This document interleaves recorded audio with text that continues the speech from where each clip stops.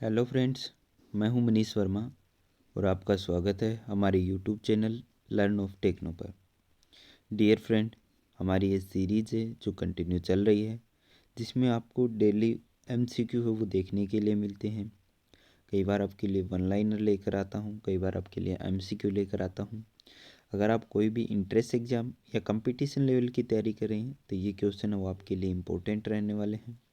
Video को and तक ज़रूर वॉच कीजिएगा। वीडियो अगर आपको अच्छा लगता है तो लाइक और शेयर करना ना भूलिए। चलिए क्लास को शुरू करते हैं। आज का हमारा फर्स्ट क्वेश्चन है, प्लोमार्न के जबड़ों पर टेम्पर किया गया होता है, क्यों? तो डियर फ्रेंड, जैसे कोई भी ग्रिपिंग वाले जो इक्विपमेंट होते हैं, जैसे वाइस है, प्लायर है, ठीक है, तो इन सब के क्या करते हैं, जबड़ों को क्या करते हैं, टेम्पर किया जाता है, यानी कि हार्ड करने के बाद उनको टेम्पर किया जाता है। तो ऐसा क्यों किया जाता है?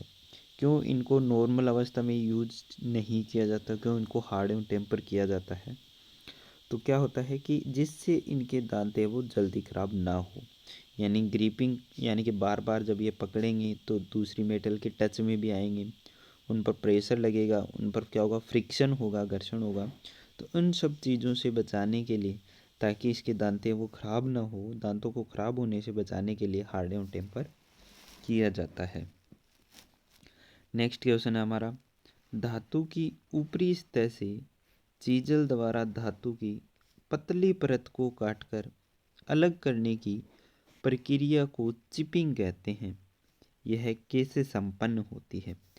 यानी कि मेटल की ऊपरी सरफेस है, मेटल की सरफेस है, उसको चीजल के द्वारा हम क्या करें, काट कर अलग करते हैं, तो उसको चिपिंग बोला जाता है।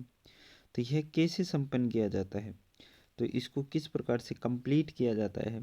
तो दाब हथौड़े की आवश्यक चोट से, यानी कि हैमर से क्या करते हैं, चोट लगाते हैं चीजल के ऊपर, चीजल की हेड पर चोट लगाते हैं, प्रेशर पड़ता है, उसके बाद में हमारी कटिंग होनी शुरू होती है। ठीक है, नेक्स्ट क्वेश्चन यहाँ पर क्या दिया हुआ है? तो इसमें दिया हुआ है, मोटे लट्ठों को हेक्सा के द्वारा काटना लगभग असंभव होता है, इसके अतिरिक्त इसका क्या नुकसान दे पर्स है, यानी कि इसके अलावा और इनका क्या नुकसान हो सकता है? इनकी जो मोटी रोड वगैरह होते हैं, प्लेट वगैरह होती है, सरिये वगैरह होते हैं, उनको नॉर्मल हेक्सा से काटना क्या होता है, असंभव के बराबर होता है, यानी बहुत ही मुश्किल होता है। इसके अतिरिक्त इनका दूसरा नुकसान क्या होता है, डिसएडवांटेज क्या होता है? तो इसमें काफ़ी अधिक समय लगता है, यानी कि इसको काटने में क्या है, बहुत ज़्यादा समय लग जाता है। चाहे अगर हम पावर सॉ के द्वारा भी काटेंगे तो भी क्या है, इसमें टाइम है वो बहुत ज़्यादा लगता है। नेक्स्ट क्वेश्चन है, चाबी पूरे पावर ट्रांसमिशन सर्किट को सुरक्षा भी प्रदान करती है, बताइए कि किस प्रकार? यानी कि जो की होती है वो पावर ट्रांसमिशन सर्किट को सुरक्षा प्रदान करती है, यानी कि जब हम पावर ट्रांसमिट करते हैं, दो सॉफ्टवेयर को जोड़ते हैं, तो वहाँ पर की के द्वारा जोड़ा जाता है, और वो की क्या करती है कि इसको सेफ्टी प्रदान करती है। अब किस प्रकार से लगती है? तो जब उस पर ज़्यादा फोर्स पड़ता है, जब ज़्यादा फोर्स पड़ता है तो वो क्या होती है, अपने आप फ्री स्लिप हो जाती है, की होती है वो क्या होती है, फ्री स्लिप हो जाती है। तो जिससे क्या है, कोई भी नुकसान होने से बचा जा सकता है, यानी कोई चीज़ है वो टूट फूट होने से बचा जा सकता है। ओनली की पर फ्री होगी तो की को हम बाद में दोबारा से चेंज कर लेते हैं। तो आंसर में क्या दिया हुआ है कि इस प्रकार डिजाइन की जाती है कि उप साधारण स्थिति में अधिक पावर लगाने पर यह फेल होकर मशीन के महंगे भाग को सुरक्षित रख सके। यानी कि है वो क्या होती है, जब ज़्यादा अचानक से कोई फोर्स पड़ता है तो कि अपने आप फ्री हो जाती है, फेल हो जाती है, और जो हमारी मशीन है उसको क्या है, इससे नुकसान नहीं होता है। ठीक है, नेक्स्ट क्वेश्चन यहाँ पर क्या दिया हुआ है कि मशीन शॉप में हम सामान्यतः क्या करते हैं? मशीन शॉप में हम नॉर्मली क्या करते हैं, तो धातुओं से निर्मित कच्चे माल पर कटिंग प्रक्रिया करके उन्हें उपयोगी वस्तुओं में कन्वर्ट करते हैं। मशीन शॉप में हम क्या करते हैं, मशीनों पर अलग अलग ऑपरेशन करते हैं, अपने यूज़ के अकॉर्डिंग हम क्या करते हैं, वर्कपीस को तैयार करते हैं, कार्य के लिए वर्कपीस को तैयार करते हैं ताकि वो काम में आ सके। नेक्स्ट क्वेश्चन है, किसी धातु के भौतिक गुणों से क्या आशय है। यानी मेटल में एक भौतिक गुण होता है, एक यांत्रिक गुण और एक रासायनिक गुण। तो भौतिक गुण क्या होते हैं, फिजिकल प्रॉपर्टी, और यांत्रिक गुण क्या होती है, मैकेनिकल प्रॉपर्टी होती है।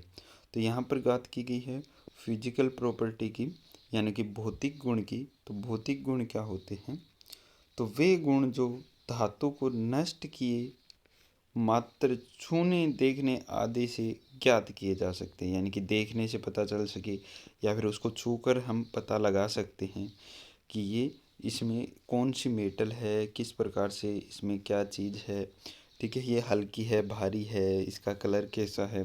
तो ये किस में आती है, तो ये उसकी फिजिकल प्रॉपर्टी में आती है।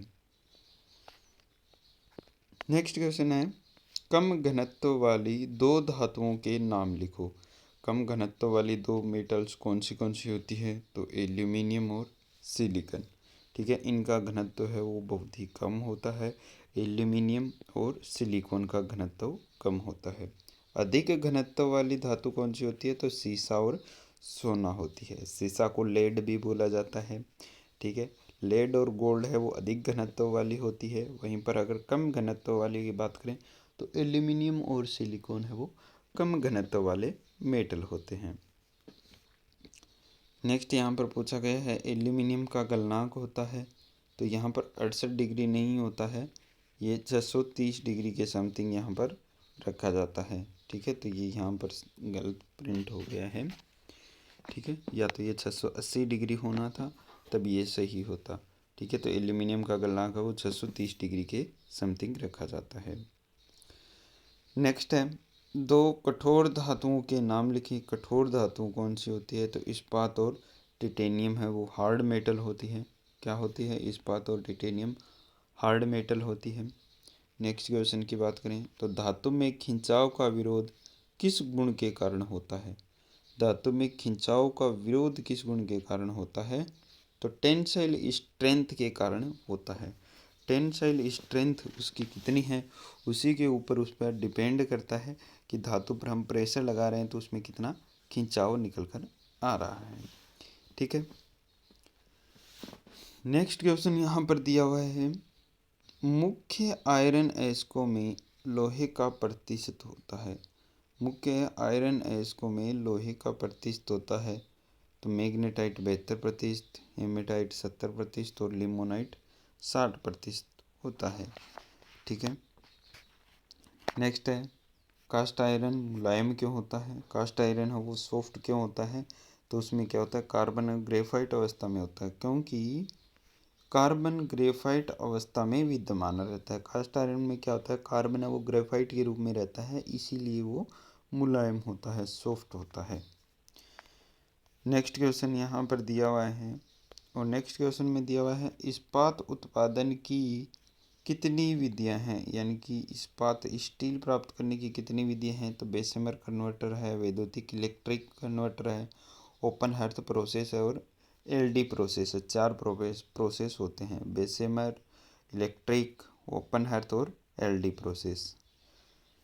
नेक्स्ट क्वेश्चन दिया हुआ है, बेसेमर कन्वर्टर किसे कहते हैं, तो जो घड़ेनुमा बर्तन को बेसेमर कन्वर्टर कहा जाता है, जिसमें क्या होता है, एक साइड में एक कीप के आकार का बना हुआ होता है, वहाँ से हम मेटल को बाहर निकालते हैं।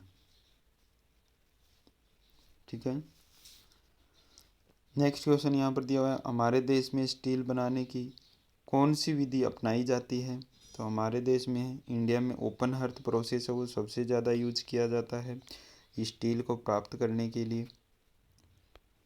नेक्स्ट क्वेश्चन यहाँ पर है, ओपन हर्थ विधि में प्रोड्यूसर गैस को किस रूप में प्रयोग किया जाता है, तो फ्यूल के रूप में क्या है, प्रोड्यूसर गैस को यूज किया जाता है, फ्यूल यानी कि ईंधन के रूप में। नेक्स्ट और लास्ट क्वेश्चन है आज का, हाई कार्बन स्टील में कार्बन की प्रतिशत मात्रा कितनी होती है, तो हाई कार्बन स्टील में है वो अधिकतम 1.5% तक कार्बन की प्रतिशत मात्रा आपको देखने के लिए मिल जाती है। एक होता है लो कार्बन स्टील, एक होता है मीडियम कार्बन स्टील और एक होता है high carbon steel. Dead mild steel भी होता है जिसमें 0.15% से कम प्रतिशत कार्बन की होती है। माइल्ड स्टील होता है जिसको लो कार्बन स्टील भी बोला जाता है, उसमें 0.15% से 0.30% यानी 0.3% तक कार्बन की प्रतिशत मात्रा होती है। मीडियम कार्बन स्टील होता है जिसमें 0.3% से 0.7% तक कार्बन की प्रतिशत मात्रा होती है। और हाई कार्बन स्टील होता है जिसमें 0.7 से 1.5% तक कार्बन की प्रतिशत मात्रा होती है। ठीक है, तो आज की वीडियो में बस इतना ही। वीडियो अगर आपको अच्छा लगता है तो अपने फ्रेंड सर्कल में शेयर ज़रूर कीजिएगा। वीडियो को एंड तक अगर आपने वॉच की है तो लाइक कीजिएगा। Wish you all the best. जय हिंद, जय भारत।